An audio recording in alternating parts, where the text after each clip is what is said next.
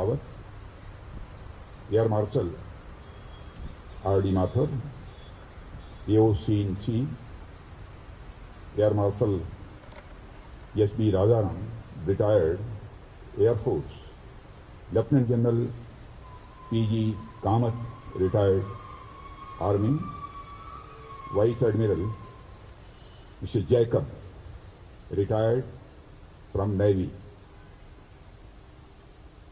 and most probably senior-most veteran who is present in this ceremony is Mr. Air Marshal Nair. I salute you, sir.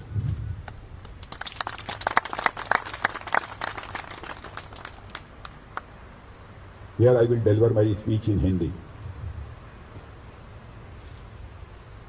आप सबसे मिलकर सचमुच मुझे बेहद खुशी हुई है।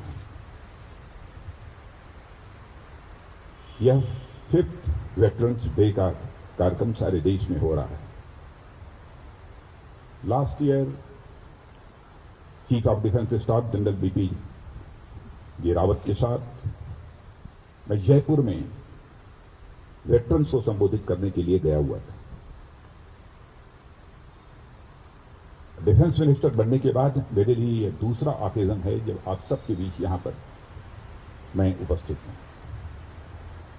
सबसे पहले अपनी तरफ से आप सबको और इस देश के समस्त जितने भी हमारे वेटरन्स हैं उनको भी, उनके परिवार के सदस्यों को भी नए वर्ष की मैं हार्दिक शुभकामनाएं देता हूं। और साथ ही आप जानते हैं कि 14 जनवरी यह मकर संक्रांति का पर्व है। कहीं पर इसे मकर संक्रांति कहते हैं, कहीं पोंगल कहते हैं, कहीं बिहू कहते हैं, कहीं लोहड़ी कहते हैं। तरह तरह के नामों से यह 14 जनवरी का दिन एक त्योहार के रूप में, एक फेस्टिवल के रूप में सारे देश भर में मनाया जाता है। यह भी सच है कि आप जानते होंगे कि सूर्य मकर से उत्तरायण की ओर चलता है और यह 14 जनवरी का दिन जो है यह परिवर्तन का सूचक है। एक चेंज को यह इंडिकेट करता है। मौसम का भी परिवर्तन इसी दिन से प्रारंभ होता है जब सूर्य मकर से उत्तरायण की ओर प्रस्थान करता है। ऐसे अवसर पर आप सबसे मिलने का मुझे अवसर प्राप्त हो रहा है। आप सबके प्रति मेरे दिल में सारे वेटरन्स के प्रति कितना सम्मान है, शब्दों में उसकी अभिव्यक्ति यानी वर्ड्स में उसका एक्सप्रेशन मैं यहां पर नहीं कर सकता हूं। लेकिन जो आप यहां मौजूद हैं, आपको भी और सारे भारत में जो हमारे वेटरन्स मौजूद हैं उनको भी इस वेटरन डे के अवसर पर मैं शीश झुकाकर उनका सबसे पहले अभिनंदन करता हूं। वेटरन्स का सम्मान आज के दिन हम लोग करते हैं विशेष रूप से क्योंकि वेटरन्स डे है। 5 वर्ष पहले ही यह फैसला हुआ था 2017 में आज के दिन को वेटरन्स डे के रूप में मनाने के लिए। लेकिन यदि मकर संक्रांति यानी लोहड़ी, बिहू यह भी जो पर्व होता है इसमें अन्नदाताओं का सम्मान किया जाता है यानी किसानों का सम्मान किया जाता है। यानी 14 जनवरी यह जय जवान और जय किसान यह दोनों को प्रदर्शित करता है, दोनों को एक्सप्रेस करता है, दोनों के प्रति एक सम्मान व्यक्त करने का यह दिन है। मैं इसे इस रूप में लेता हूं और मैं मानता हूं कि यदि हम सारे देश भर में इस मकर संक्रांति, लोहड़ी, बिहू के पर्व को मनाते हैं तो इसलिए मनाते हैं कि हमारे देश की सीमाओं पर तैनात हमारा जवान भी वह इस मकर संक्रांति, लोहड़ी, बिहू इस पर्व को मना पाता है। सीमाएं यदि सुरक्षित न होती तो शायद हम इस चाहे मकर संक्रांति का पर्व हो अथवा कोई भी पर्व हो हम न मना पाते। आज यदि वेटरन्स डे के अवसर पर आप सबके बीच मैं उपस्थित हूं तो स्वाभाविक रूप से मुझे याद आती है 1971 की। 1971 में कमोबेश इसी प्रकार का मौसम था। भारत के जिन भागों में सर्दी पड़ती है, ठंड की मौसम होती है, लोग आग की गर्मी ले रहे थे, अपने शरीर को गर्म कर रहे थे। लेकिन सरहद पर 1971 में लड़ने वाला हमारा यह जवान सीमाओं पर बारूद की गर्मी से जूझ रहा था। और मैंने यहां कहा कि बारूद की गर्मी से जूझ रहा था, इससे बेहतर यह कहना होगा कि बारूद की गर्मी से जूझ नहीं रहा था, बल्कि बारूद की गर्मी को हमारा जवान सरहद पर एंजॉय कर रहा था। यह 1971 का दिन। और मैं ऐसे सारे जवानों के शौर्य और पराक्रम, जिनके शौर्य और पराक्रम की आंधी में बड़े बड़े सूरमाओं के तिनके उड़ गए थे, तिनकों की तरफ उड़ गए थे, ऐसे हालात हमारे सरहद के जवानों ने पैदा किए थे। आपके शौर्य और पराक्रम की जितनी भी चर्चा की जाए वह कम है।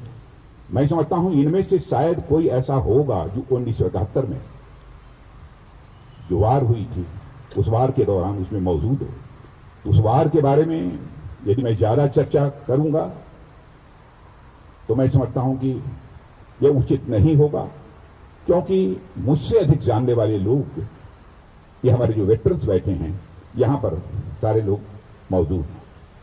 अब 1971 में 15 दिन के अंदर ही हम लोगों ने अपना नेशनल फ्लैग पूरे आन बान शान के साथ सीमा पर फहराने में जो है कामयाबी हासिल की थी, 15 दिन के अंदर ही। इस दिन को भारत कभी भूल नहीं सकता है। और आज पूरा देश उसे स्वर्णिम वर्ष के रूप में इस बार मना रहा है। 50 वर्ष पूरे हुए हैं और बड़े जोश खरोश के साथ सारे देश भर में हमारे प्रधानमंत्री ने भी कहा है यह स्वर्णिम वर्ष जोश खरोश के साथ मनाया जाना चाहिए, उत्साह के साथ मनाया जाना चाहिए। प्रश्न यह पैदा होता है कि भारत को विजय दिलाने की, भारत का तिरंगा झंडा फहराने का जो हमको अवसर मिला है, इसकी स्पिरिट कहां से आती है?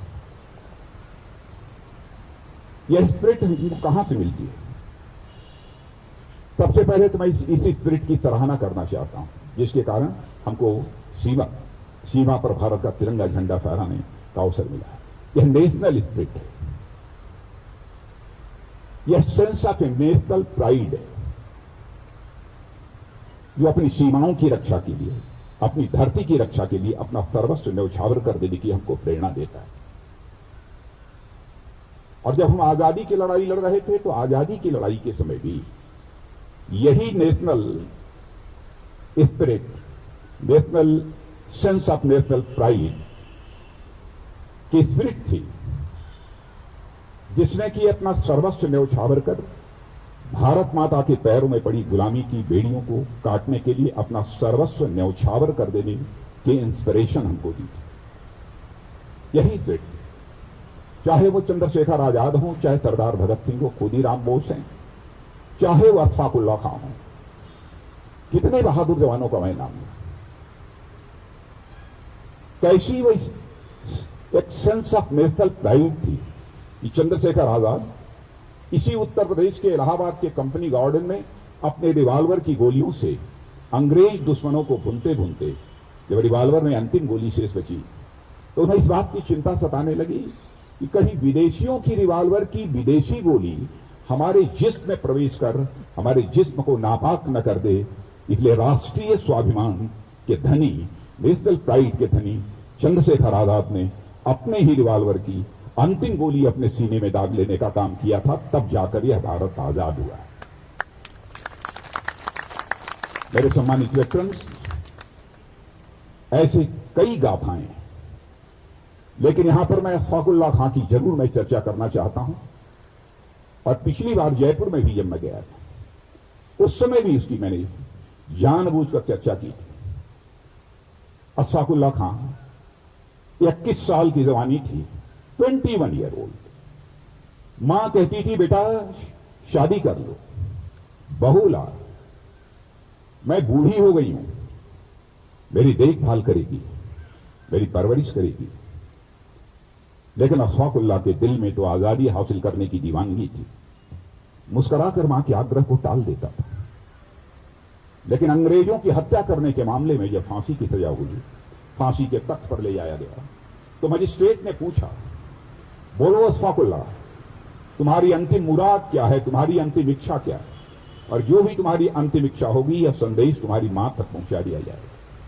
बहादुर राष्ट्रीय स्वाभिमान के धनी अशफाकुल्लाह खान ने मुस्कुराते हुए उसी फांसी के तख्त से कहा था, ऐ मजिस्ट्रेट, जाकर मेरी मां तक यह संदेश पहुंचा दे कि तुम्हारा बेटा अशफाकुल्लाह आज फांसी के तख्त पर खड़े होकर अपनी शादी रचाने जा रहा है, तुम्हारी मुराद पूरी करने जा रहा है।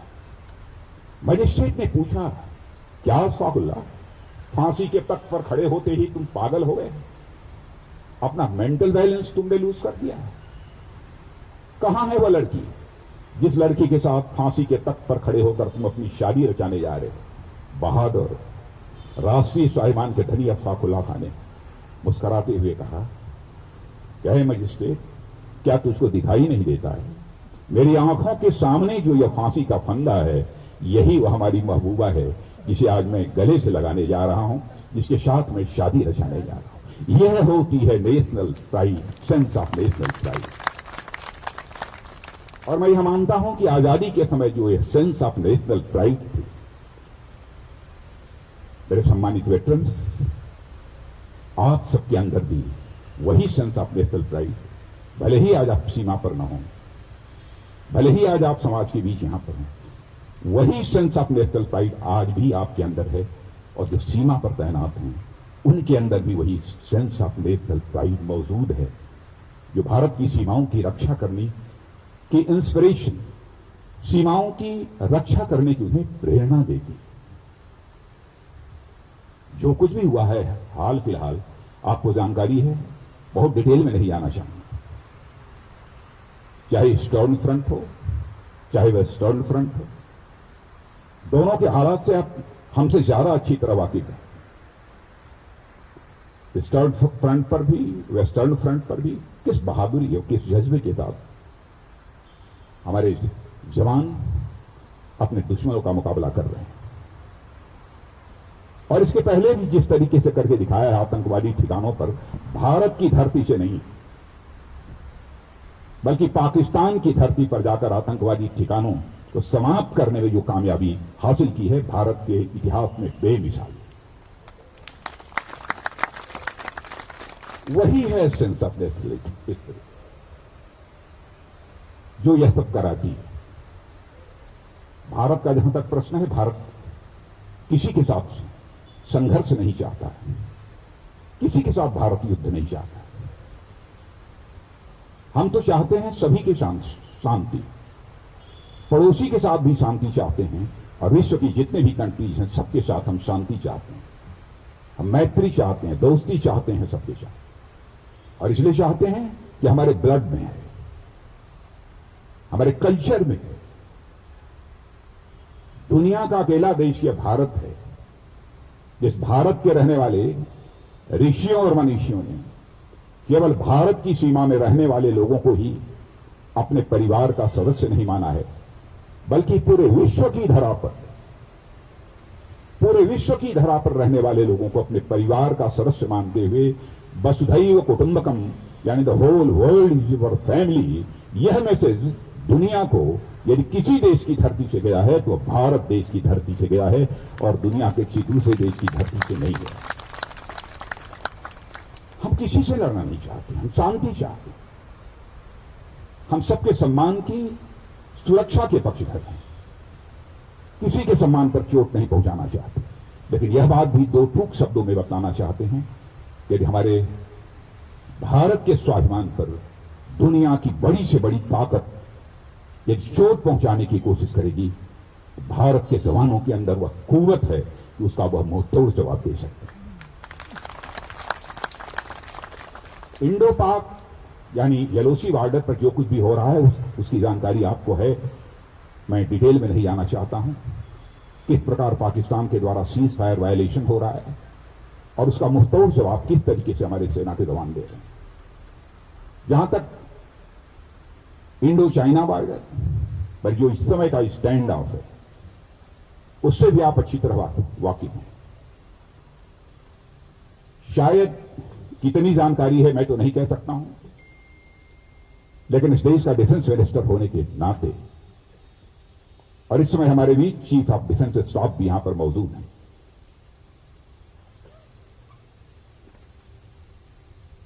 मैं पूरे कॉन्फिडेंस के साथ यह कहना चाहता हूं, इस स्टैंड ऑफ में हमारे सेना के जवानों ने जिस शौर्य, पराक्रम और संयम यानी पेशेंस, शौर्य और पराक्रम का मतलब बहादुरी का जो परिचय दिया है, उसकी जानकारी यदि हर भारत के वासियों को हो जाए तो उसका मस्तक बिल्कुल गर्व के साथ ऊंचा हो जाएगा। गजब का काम किया है। और मैं कह सकता हूं जो इसके पहले नहीं हुआ वह काम भी इस बार किया। कोई उम्मीद नहीं करता था कि इंडो चाइना स्टैंड ऑफ के समय हमारी सेना इस प्रकार की कोई करिश्मेटिक काम करेगी, लेकिन उस डिटेल में नहीं जाना चाहता। आप सबको इस बात की अच्छी जानकारी है। जैसे भारत को आजादी दिलाने में जो शहीद हुए हों उनके प्रति देशवासियों के मन में सम्मान है, वैसे ही भारत की सीमा की सुरक्षा करने वाले जो भी हमारे बहादुर जवान हैं, अधिकारी हैं, जिनके नेतृत्व में लड़ा जाता है, उनके प्रति भी हमारे देश के देशवासियों के अंदर एक सम्मान है। हमारे यहां तो कहा गया कि वंस सोल्जर ऑलवेज सोल्जर।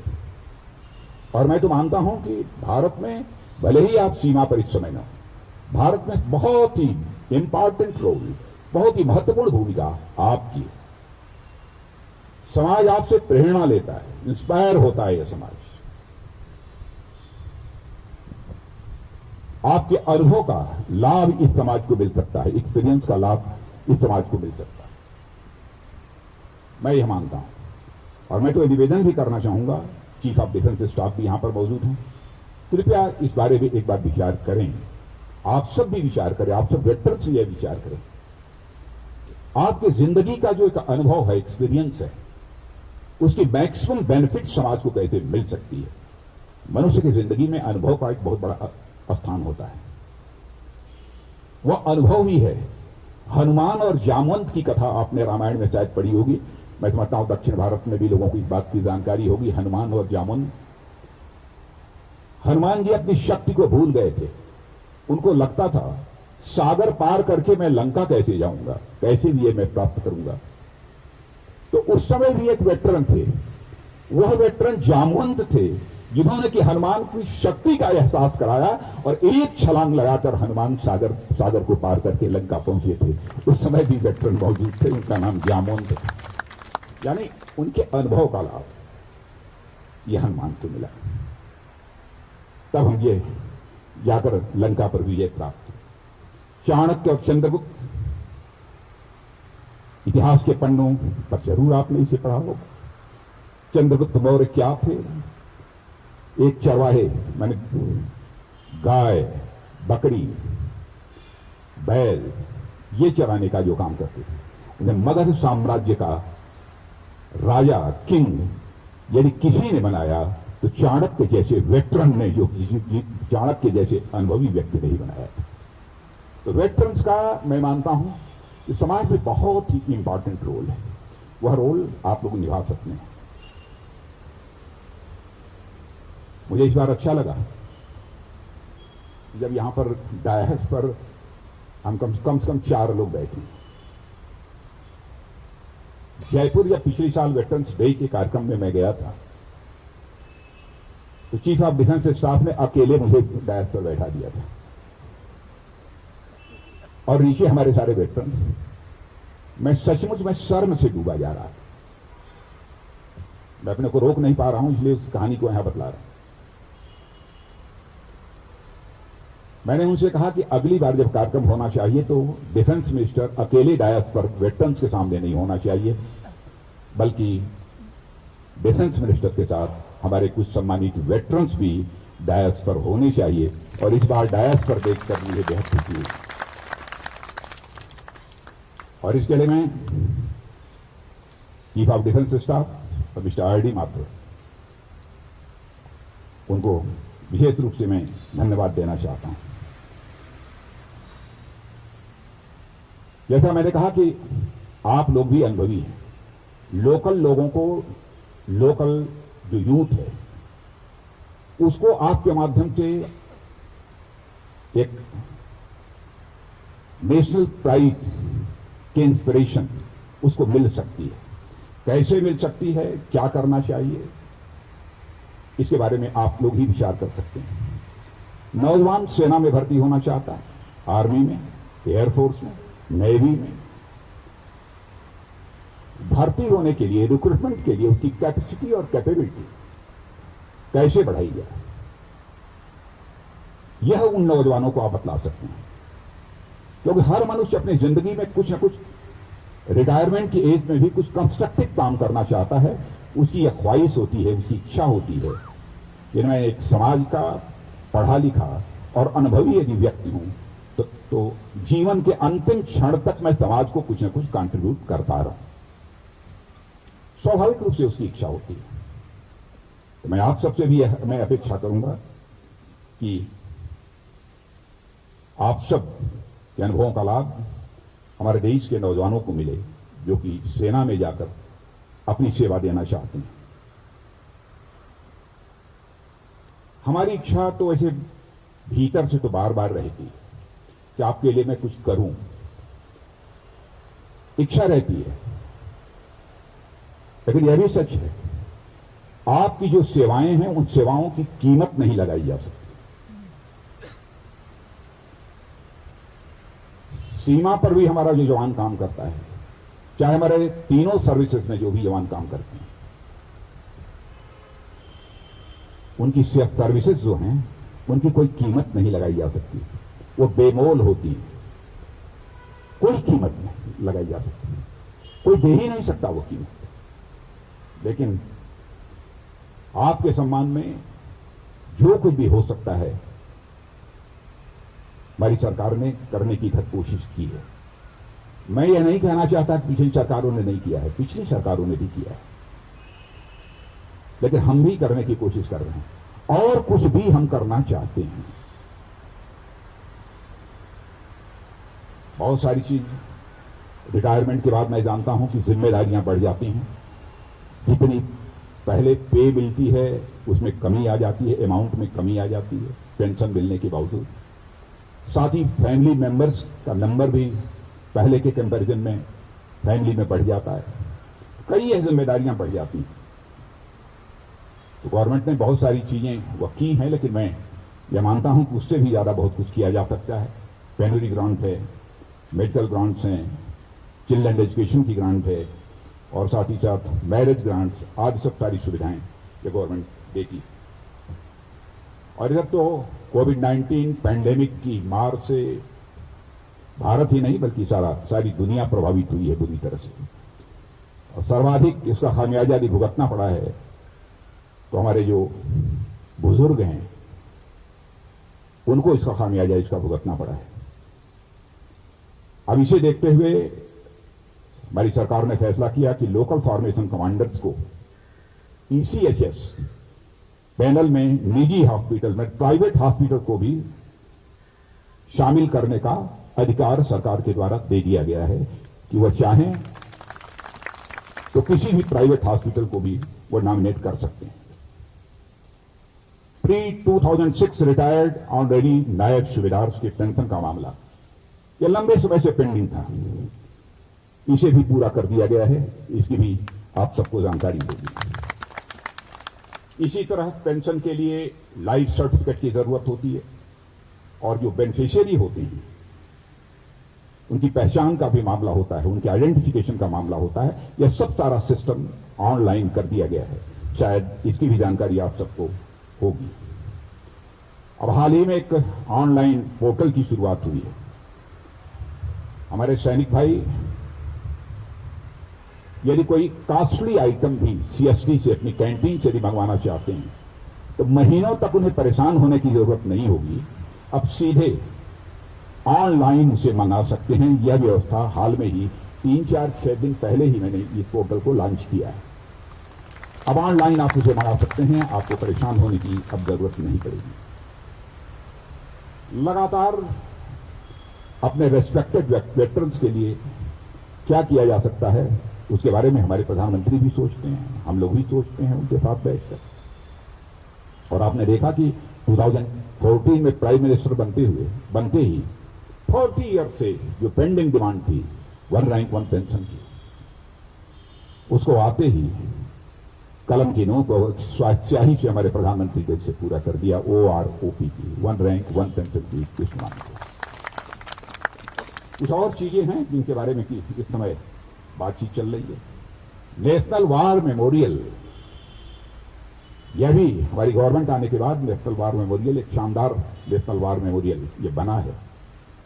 इस वार मेमोरियल को और कैसे ग्रैंड बनाया जा सकता है, इसमें और क्या क्या चीजें की जा सकती हैं, इसके बारे में भी हमारे यहां विचार चल रहा है। और मैं तो यह मानकर चलता हूं कि आप जैसे जिन लोगों ने हमारे देश की रखवाली की है, हमारे देश की चिंता की है, ऐसे लोगों की सेवा करने से ज्यादा और कोई दूसरा पुण्य का काम नहीं हो सकता। दूसरा पुण्य का काम कोई नहीं हो सकता। यह हमारी निश्चित धारणा है। कई रिफॉर्म्स भी डिफेंस में हमारी गवर्नमेंट ने लाए हैं। हमारे प्राइम मिनिस्टर मोदी जी ने घोषणा की थी 15 अगस्त को, इंडिपेंडेंस डे को, चीफ ऑफ डिफेंस स्टाफ होना चाहिए। तीनों सर्विसेज के बीच ज्वाइंटमैनशिप लाने की जरूरत लंबे समय से महसूस की जा रही थी। और मैं समझता हूं कि शायद चीफ ऑफ डिफेंस स्टाफ की चर्चा तो 20-22 साल पहले से जो चल रही थी, लेकिन वो पूरी नहीं हो पाई। और आप देखिए 15 अगस्त के 1.5 महीने पहले हमारी और प्रधानमंत्री जी की बात हुई और चुटकी बजाकर इस काम को पूरा कर दिया गया। आज आपके सामने chief of defence staff general Bipin Rawat ji यहां पर बैठे हैं। इतना ही नहीं, भारत वेपन्स, प्लेटफॉर्म, एम्यूनिशंस, इन सब सारी चीजों के मामले में दुनिया के दूसरे देशों पर इसकी डिपेंडेंस बराबर बनी रहती है। भारत की एक पहचान, भारत की एक आइडेंटिटी सारी दुनिया में एक इंपोर्टिंग कंट्री की थी, यानी दूसरे देशों से हर चीज खरीदिए, दूसरे देशों से खरीदिए, लाइए। गवर्नमेंट बनने के साथ ही हमारे प्राइम मिनिस्टर ने यह फैसला किया है, भारत की इमेज दुनिया में एक इंपोर्टिंग कंट्री के रूप में नहीं होनी चाहिए, बल्कि एक एक्सपोर्टिंग कंट्री के रूप में होनी चाहिए। और कई स्टेप्स हम लोगों ने उठाए अपने वेपन्स, प्लेटफॉर्म्स, एम्यूनिशंस का इंडिजनाइजेशन कैसे हो सकता है, यह सिलसिला प्रारंभ किया। आज के कुछ ही 4-5 दिन पहले ही एक 83 तेजस एयरक्राफ्ट के बारे में हम लोगों ने अभी ऑर्डर दिया है एचएएल को, जिसमें कि 73 ये फाइटर एयरक्राफ्ट होंगे और 10 ये ट्रेनिंग एयरक्राफ्ट होंगे। आपको जानकर खुशी होगी कि भारत में बनेगा। इसमें बड़ी बड़ी कंपनियां भी हैं, इसमें टाटा भी है, एल&टी भी है, वेमटेक भी है, अन्य भी बहुत सारी कंपनियां। लेकिन 83 जो हमारे तेजस ये एयरक्राफ्ट जो बनेंगे, इन बड़ी बड़ी कंपनियों के अतिरिक्त एमएसएमईज और छोटी लगभग 500 कंपनीज उसमें इन्वॉल्व होंगी, 500 कंपनीज, और 50,000 मोर देन 50,000 जॉब अपॉर्चुनिटीज भी क्रिएट होने वाली है। ऐसे कुछ रिफॉर्म्स के भी स्टेप हम लोगों ने दिए। आज के अवसर पर मैं समझता हूं कि इससे ज्यादा मुझे कहने की कोई जरूरत नहीं है। आप सब समाज के बहुत ही जागरूक, जिम्मेदार एक ऐसे नागरिक हैं, मुझसे ज्यादा जानते हैं। इसलिए आज के अवसर पर ज्यादा कुछ न कहते हुए मैं पुनः यहां पर 9 वर्ष की आपको, सारे देश के वेटरन्स और उनके परिवार के सदस्यों को हार्दिक बधाई देता हूं। वहीं पर मैं मकर संक्रांति, 14 जनवरी, बिहू, लोहड़ी, इसकी भी हार्दिक बधाई देते हुए और पुनः एक बार शीश झुकाकर देश के समस्त वेटरन्स का हृदय की गहराइयों से सम्मान करते हुए अपना निवेदन समाप्त करता हूं।